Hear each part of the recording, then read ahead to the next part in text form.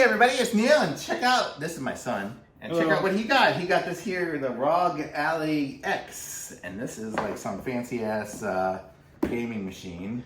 Yeah, portable handheld gaming machine. And we're gonna open it for you. Yes, this just came out in July. And I'm very excited for it.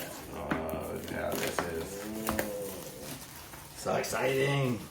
By ASUS. Comes with 24 gigabytes of RAM and a terabyte of storage. So you can fit all your games on here. Look at that.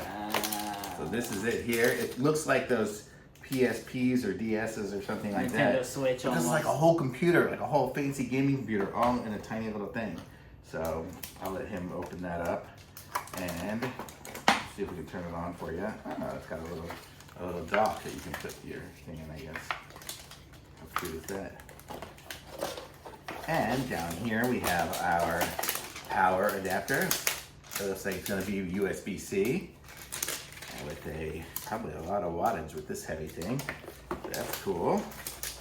And then here we have our instructions. So that's kind of it. So that's what you get with it. That's everything.